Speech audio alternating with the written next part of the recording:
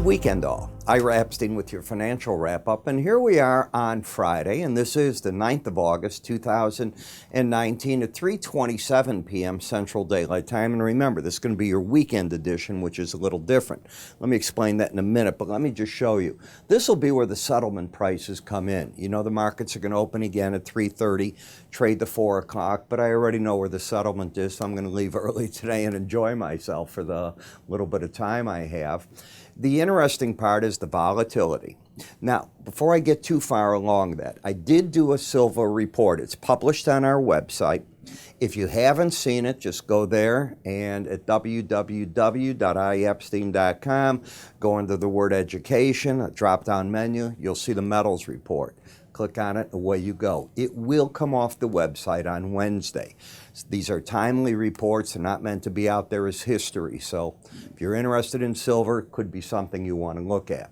When we take a look at today's charts, remember what we do on the weekend edition. I start off with one monthly chart, and then everything else is a weekly chart, so we get a chance at the bigger picture. We know the day-to-day volatility is there. So when we take a look at the monthly area chart of closes of the S&P for the month, and we are only at the 9th of the month, we're down 63 points. So it's been a bit of a correction off the highs that we made, and this was the all-time high close that we've had. So the market was up 38 points, if you will, last month. So far it's down 63, so it's made back a bit more than you would think that it could. But you're nowhere so far in danger of getting under the 18-month moving average of closes. So I define bias via that as being up. When the market is over the 18-week average, a rule of thumb for me, and it's how I trigger other indicators that I use, is the bias is up. Be under that, I have downside bias. Do you trade off a monthly chart? Well, I guess some people could, but it's a very big risk. More people look at the weekly chart than the monthly in futures. Now, that's not to say that in stocks it can be different, but the leverage in futures, you have to be realistic about leverage. You can take the leverage out of the commodity by putting in more money and not using exchange minimums. Always remember that. But when you look at this market, we had gotten up 2 weeks ago, I think it was, on the 26th of July, got our high close of 30.24.5. From there, that had taken out this 13.15.50, and that's why I've left that there, 30.15.50, to show you the new high. And then the market came down, and this week it's at what I call the line in the sand. I define the 18-day moving average of closes, the 18-week, the 18-month, as a line in the sand. It's often a zone from where the market tries to figure out what to do next. If it gets too low, it seems to come there. If it gets too high, it seems to come back into that zone. Now, it works, obviously, as you look at the daily charts, you even get to see it working, I think, a bit better. But it's an idea. Let's use it from there. When we come to the weekly chart, you can see how the market has gone into this corrective mode.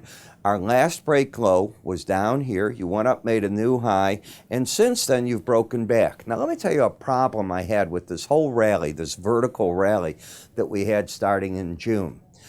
On that rally, you never had a break. You never took out a previous low on a week, one after the other.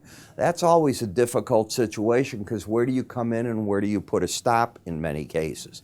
So it went on up here. This is July 26th. The correction began, and look at how steep it's become. That's what I'm saying. I'm constantly looking, if you get these vertical runs, they make markets at times, if you're a weekly trader, very difficult. You can get them on daily charts, but this is more pronounced because it's a week at a time. Where might the market go on the weekly chart? Well, certainly coming into play could be the 100-week moving average of closes, which comes in at 2751.5. I always look to see also where the Bollinger Bands are. These black dashed lines, not the green one, but the black, are called a Bollinger Band. They're really an algorithm. It's a mathematical formula designed to keep the market trading within the bands 95% of the time. Therefore, whenever you first get up to the band or down to the band, it's not uncommon, or just by them, it's not uncommon that pros might liquidate some longs, liquidate some shorts. There's an art to it, but you hit that number this week, and I wouldn't be surprised by just the fact that you hit that number, and you closed well over it, by the way. If you take a look, you hit the Bollinger Band, it was 27.91. The low for the week was 27.75. This isn't a misprint. You're back up to 29.20.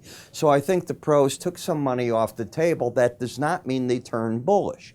There is a difference between hitting that objective and being bullish or bearish. In all honesty, the pattern of the market, because you're at 29.20, where is the 18-week moving average of closes? 29.20. This market managed to come right back to what I define as that line in the sand, and it just hung right there. When we look at momentum, it's turned down. So I have momentum down. The bias, I'm going to call it neutral, the fact that it's right on it. And we have no trend in the market. It just seems to be moving in a wave at this point. If this number gives ground, the lower Bollinger Band, then the 2750 area comes into play. If you were looking at daily charts on the S&P, the NASDAQ, and the Dow, the 200-day moving average of closes, you went down to it, it held, and away you came back up. I was talking about that on, I think it was yesterday on Fox when I was on, and I mentioned that I said, you know, you've had a nice bounce off of it, but you got to keep your eye on these averages, and the markets are fighting there. In the NASDAQ, you got down basically to the lower Bollinger Band. You got to 72.24. It hit 72.23. It bounced back to this 18-week moving average of closes. It's not in a trend. It's got a higher high, higher lows. You finished at 76.61, basically right under it. So I'll say the bias is down, but you've already been into this area of a downside target. Let's assume it goes through that. Then the 100-week average becomes a potential. Momentum is down. In the Dow, you got down to both numbers. You stopped at them, you rallied back to the 18-week average. You're finishing at 26,627, and that's slightly under this 26,379, and the high for the week was 26,460. So you came from these lows all the way back up. The lows of the week, I think, were made on Tuesday, and you spent the rest of the week coming back. Momentum down. Again, I don't have a trend longer term, and that's bothersome to me. In the Russell, this has been the weakest of the indices, but it's also got the most interesting pattern. Look at this sideways configuration. That's very different than how this looks. It's very different than that. These are a little bit like it, but certainly not as clear as this sideways action. Now, we finished at 1514.50 roughly. The low of the Bollinger Band that was hit was 1481, so you've bounced about 30 points off of it. But unlike the other indices, it hasn't been able to get back into that 18. This market's weaker than those other markets at this point. It's not trending. It also is a trading pattern, high, lows that are not tying to each other. You had an uptrend going, as you can see, with the higher lows, higher highs, and it was broken when this happened. Last week, not this week, and now you followed through to the lower Bollinger Band, and now the market is sitting and waiting to see what shoe drops next. In the VIX, if we look at this chart, I'm going to take off the last 2 weeks. This is July 22nd. I will stay on the longer term that resistance, support. Market went up, and I know people panic. You go up to that upper Bollinger Band, they go, look at market's going, you're in an uptrend. I define it as you've hit your first resistance point in an uptrend. I agree with that. Now the question is, do you get follow through? On this week, you finished at what? This is right now, 1797. Well off the high, under the Bollinger Band again. Does that mean we're coming back to this combination of support at 1500, 1479? I don't know. I know it's in an uptrend. I know it hit the upper Bollinger Band, which I'll call a profit objective for those that were playing that. Yes, it didn't get to the high. I mean, maybe you caught that high, but it came right back under that. I always look. Who's got the upper hand going home? I think the bulls do, and I think they'll try to support the market in this 1500, 1479 zone. In the 10-year notes, the market finished at 129.20 and a half, or thereabout. The upper Bollinger Band again, 130.04, you pulled back. So the resistance point, you got to that over here, and then you pulled sideways. Now, the difference is you were getting your readings, they had turned up very strong here, and the market started running the band, and until it loses that, with the red line turning down, you're playing that this market's still very bullish. Here is where you start getting the arc right there, and watch this market now. The question is, does it lose the momentum or keep it? It still has it. So as much as maybe on the daily charts you're thinking it's stalling out, on the weekly charts, what I'm saying, it hasn't. And what I am also saying is you got to keep your eye on this 18-week moving average of closes. Right now, to get to it, you'd have to break the pattern of bullishness, higher low, higher high. I question if the market wants to do that. TLT is the same thing. You finished off from 140.05. And if you look, the upper Bollinger Band is 139.07. You finished over it. The odds of staying over it are only 5% of the time, and this market has a pretty good track record of backing off from that, as you can see right here. So I have reason to think that the market could pull back. Unlike the futures, which have the higher highs, higher lows, you don't have that. You have the lower low, higher high. Still a bullish scenario. Momentum is still pointing to the upside. I just say it's a bit ahead of itself. In the dollar index, look at how the dollar index, each time we've been hitting this upper Bollinger Band, seems to be the pros taking some money off the table. I am not saying they're going short.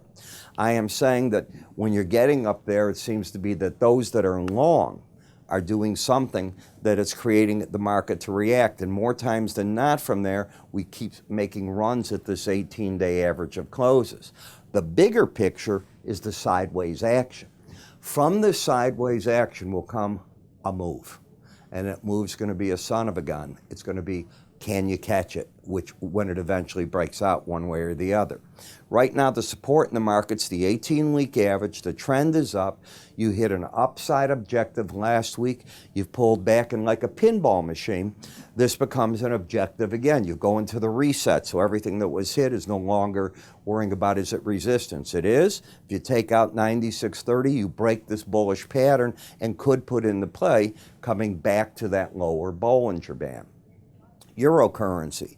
When you were down here, I realized that traders go, oh my gosh, the market's going to fall apart. I'm a chartist. And as a chartist, I just look, I take the name off the chart, number one. In my charting course, if you have ever taken it or if you want to take it, it's on our website. You can read all about it under education. In many of the charts, I intentionally take the name off, and I block it out so you can't see it. And the reason is your brain wants to do something. Instead of using the chart analysis, it forms an opinion. You don't want that opinion. And all I can say is when you've been hitting these lower bands on the weekly charts, if you push the market to keep going down, you've been burned. The same thing on the upside recently. That's all that I could say. And if you look at what it did this week, right back to that 18-week moving average of closes, momentum is flat. There's no trend. You got a higher high, lower low. The market's looking for a setup. It actually was higher for the week. In the peso, we have the higher high, lower low. Again, first time you get to these numbers, I'm always cautious. And the reason is, sometimes, let's assume you have multiple positions. One of the things I say is, what's wrong with taking something off at that number? You can always put a tight stop. But the idea is to get to those numbers means you have downside bias. Do you agree? If you're under that 18-day average or 18-week average, you have downside bias. If you get to the upper number, you have upside bias. So it's a filter is how I use that. Canadian dollar, back to neutral. The 18-week average. Where did it stall? This whole general zone at the upper Bollinger Band. I thought it might this week when it was right here. I was hoping it would make a run for also the 100-week, because I was thinking this market looked heavy at that point, and it didn't. It just lost its uptrend. You can see you had prior to this higher lows, higher highs. That changed the pattern. Now the market is finally come back, and it's trying to regroup to figure out what next happens in that. In the yen, up to the upper Bollinger Band. And this, remember, is a safe haven currency, I think more than anything else. So when everybody gets nervous, this currency seems to come very much into play. And It went up this week and stalled against that the upper Bollinger Band. You finished at 94.90. That number was 95.10. That does not mean the trend. By the way, there is no trend. You've got a higher high, lower, and low. There's certainly upside bias and there's upside momentum still in the market. In Bitcoin, you have higher lows, higher highs. The trend is up. The bias is up. The market stalled when it hit this zone of the upper Bollinger Band, but it had been running it. So it is still on the longer term charts, friendly, not friendly. In the Brent versus WTI crude, the bigger trade than maybe even being into the net crude one way or the other was the spread difference just narrowed in dramatically between the two. You can see how the market's dropping. Now, I read an article today, where China has just booked a super tanker for U.S. crude oil in September. I thought they weren't buying any of our goods. Maybe it's agriculture, but they also bought agriculture this week, I read. Lower highs, lower lows, a downtrend still in the market, bias down too. The market in WTI hit its objectives. And by the way, in Brent it did. And notice where these markets sort of paused. You finished 58.30, that low is 58.10. 5,100, you're finishing out at 54.26. So I pay attention to those numbers. Gasoline, you got down to here, the lower Bollinger Band. You finished 166.60, about 80 points over that. When you hit these numbers, all I'm saying is the first hit, and it can go further, is I think pros take some money off the table. That's all that I'm trying to say. In the heating oil, right down to it, where did the market stop on the first challenge? So you put it all together, you try to come up with game plans, and I do this each morning for you. I think this morning I recorded, began at around 5:20, 5:30 a.m. I woke up early, I was up around 4:30 a.m. today, reading like everything I can get my hands on. And then what I do is I try to give you, with what I'm doing in the morning, your own confidence. I'm assuming that you know something about charts. I'm assuming that if you're looking at futures markets, you understand the leverage and other parts of it. If that's correct, I'm talking to you first thing in the morning. My charts have a black background in the morning. I'm not in them. I'll cover 40 futures, 5 ETFs. I'm going to give you fundamentals, I'm going to give you technical analysis, and because this is a subscriber video, not free on YouTube or any other spot that I'm aware of, otherwise it's not legal, and I'm saying I would go after those people. I'm going to tell you where I think the exact point of entry for you to go in. Exit means a stop order. I'm wrong at this number. A profit objective or a trailing stop, I'm going to give you what I think's going on right then, right there. And I'm not bashful if you know me. And most of you do that watch. I will say buy here, sell there. I was wrong. I was right. Blah, blah. And I'll go right on through the trade with you. And I will carry it through generally in terms of each day bringing you back up on it. So charts, as I said, look like this. The exact sequence I cover them in is this way. Now on the bottom, there's a slide bar. As you slide it, you can go to any section you want without having to look at all the sections. Some of you like all the sections. There's also a lexicon on the side. Just click the name and it'll take you right there. So I do go through the editing in the morning and the rendering to get this out. I like to have it in your hands 6:30 to 7 a.m. Central Daylight Time. That's well before U.S. government reports and the like come out. Most of you are sleeping or just getting up if you're on the East Coast, so the timing seems to work. I price it accordingly. I'm not trying to get rich on this, not in any manner. It's $7.95 for the first 30 days, and if you want to stay with it without a contract, I don't even have a contract. It's $15 every 30 days, so any time of the month you come in is fine. If you want to go on a one-year subscription, you'll see it. It works out to be, if I'm correct, $13 a month, but you pay 360 days up front, $156.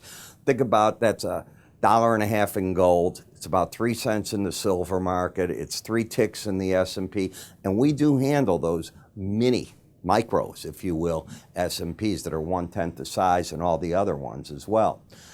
You can find out a lot more. Go to our website, www.iraepstein.com.